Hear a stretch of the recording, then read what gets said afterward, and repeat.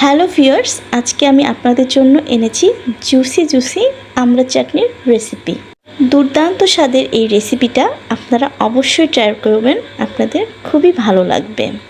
এই রেসিপিটা রেডি করার জন্য আপনাকে নিতে হবে, এই রেসিপিটা করার জন্য আমরা কিছু আমড়া কেটে নিয়েছি। এখন আমরা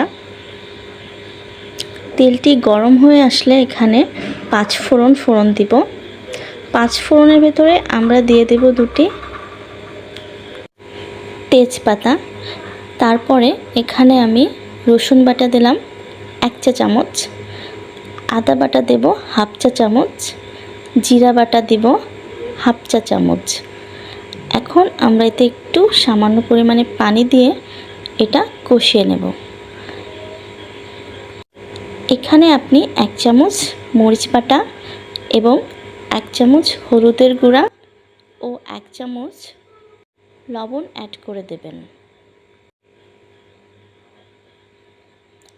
এটাকে খুব সুন্দরভাবে কষাতে হবে।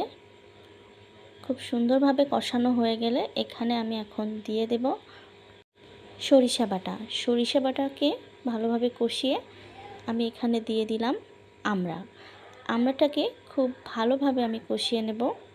খুব ভালোভাবে আমড়াটা কষানো হয়ে গেলে এখানে আমি 2 মগ পানি দিয়ে দেব। মগটা ছোট মাপের হলেই হবে।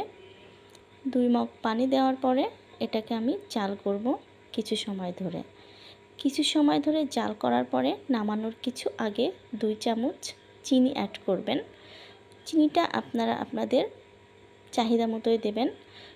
আমাদেরও রেডি হয়ে গেল জুসি আমড়া চাটনির রেসিপি।